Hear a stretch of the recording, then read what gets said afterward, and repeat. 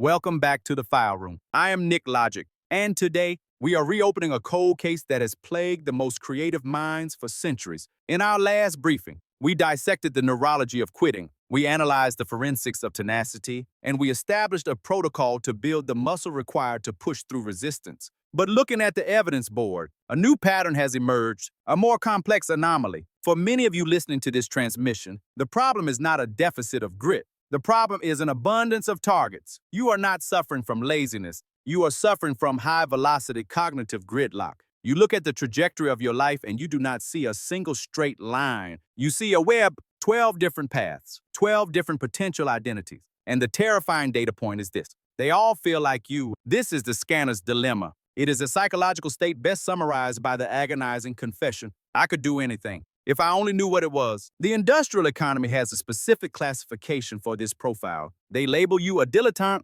Let's look at the history of that word. In 1734, the Society of Dilettanti in London wore this title as a badge of honor. It meant a lover of the arts, but the modern assembly line weaponized the term. They turned it into an insult, jack of all trades, master of none. The psychological toll of this label is heavy. It creates a specific frequency of anxiety. You feel that your greatest asset, your relentless curiosity, is actually your greatest market liability. Today, we are going to re-examine the evidence. We are going to dismantle the industrial mythology of the career path, and we will construct a new geometric model for those of you who were never designed to be a single static component. First, we must investigate why standard career advice feels like a cage. Go back to March 9th, 1776. Adam Smith publishes The Wealth of Nations. He introduces the division of labor. To maximize efficiency, a worker must become a machine, doing one thing repeatedly. For the last century, the market has worshipped the hyper-specialist. Society was a predictable system. Like a game of chess, the rules were fixed, the board was visible, and the winning strategy was to drill 1 mile deep into a single narrow coordinate. Psychologist Robin Hogarth defines this as a kind learning environment. Patterns repeat. Feedback is immediate. Accuracy is rewarded. This is the habitat of the I-shaped person, a single vertical pillar of expertise. But look at the market data today. We no longer live in a kind environment. We are operating in a wicked learning environment. The rules change without notice. Patterns are deceptive. Feedback is delayed or inaccurate. Consider the forensic difference between a professional golfer and a crisis manager. The golfer plays in a kind world. The physics do not change. The hole does not move. But the crisis manager operates in a wicked world. Every disaster is a unique variable. In this volatile landscape, the hyper-specialist is vulnerable. They suffer from severe cognitive blind spots. They are shorting the market on adaptability. Now, do not misunderstand the analysis. We need specialists, surgeons, nuclear physicists. Their depth is critical infrastructure. The crime is not the existence of specialization. The crime is the systemic insistence that it is the only valid trajectory. When this single metric is applied to a polymathic brain, it registers as a false positive for failure. To engineer a career that survives this volatility, you must stop thinking in job titles and start thinking in geometry. The I-shaped person is the specialist. The fatal error is becoming the dash-shaped person, a mile wide and 1 inch deep. This is the amateur, knowing a little about everything, but possessing no leverage. This lack of depth creates existential instability. You have no equity in the market of ideas. But there's a third geometric structure. The M-shaped professional, the polymath. Visualize the structure. Your first vertical leg is data forensics. You go deep, that provides liquid capital. Your second vertical leg is classical literature. You go deep there too, and the horizontal bar connecting them is your obsessive interest in behavioral psychology. Suddenly, you are no longer a distracted analyst. You are the only person in the room who can translate cold algorithms into a human narrative that drives stock prices. This is called interdisciplinary arbitrage. It is rare, and in a wicked environment, it is the highest value currency. The mechanism that powers this is a cognitive process known as far transfer. Specialists rely on near transfer, applying a known skill to a similar problem. The polymath weaponizes far transfer. They identify a structural law in one domain and apply it to a totally unrelated sector. Look at the dossier of the Wright brothers in 1903. They were not aeronautical engineers.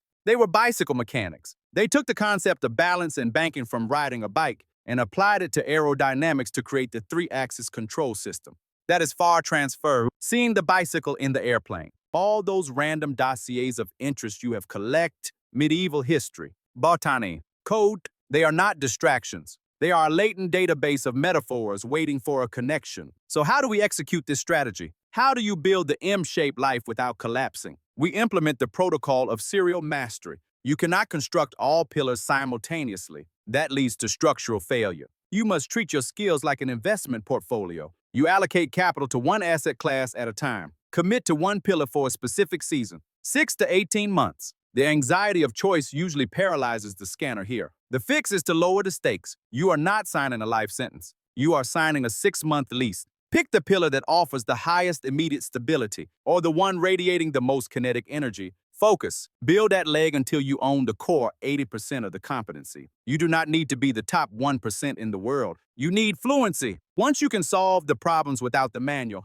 you have reached the inflection point. Then you execute a strategic quit. This is not giving up. This is a liquidity event. You are cashing out your attention to reinvest it in the next pillar. This requires a funding strategy. If your mind craves exploration, do not force it to survive on a high-stress career that demands 100% of your cognitive load. Look at the dossier of Albert Einstein in 1905, his Annus Mirabilis, the miracle year. He did not work in a university. He worked at the Swiss Patent Office in Bern. He called it his cobbler's trade. It was boring, it was stable, and crucially, it left his mental bandwidth intact. That boring job funded the theory of relativity. Reframe your employment. It is not a trap. It is your angel investor. It buys you the freedom to build your other pillars. Finally, we need a containment system for your data. A scanner's brain is a high-velocity idea factory, but your working memory is a bottleneck. If you try to hold every idea in your head, you will suffer a system crash. You need an external brain. The sociologist Nicholas Luhmann published 70 books and 400 scholarly articles. His secret was not genius. It was a system called the Zettelkasten, the slip box.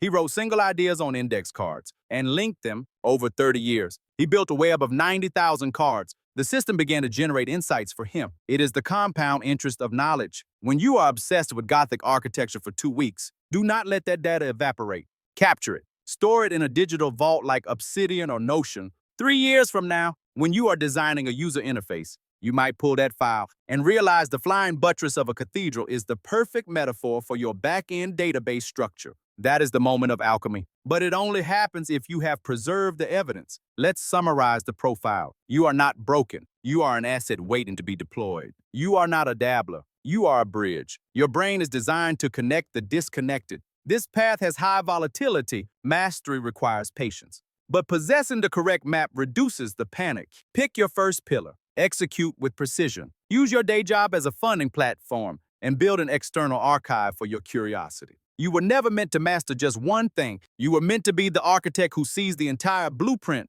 To assist in this reconstruction, I have compiled a dossier called the Polymath Field Guide. It contains the framework for auditing your assets and designing your M-shaped trajectory. Access the file via the link in the briefing notes. Now, if you reviewed this evidence and thought, my problem is not too many interests. My problem is I abort the mission the moment it gets hard. That is a different psychological profile. I recommend you reopen our previous case file on the neuroscience of tenacity. Access that briefing right here. End of transmission. I will see you at the next inquiry.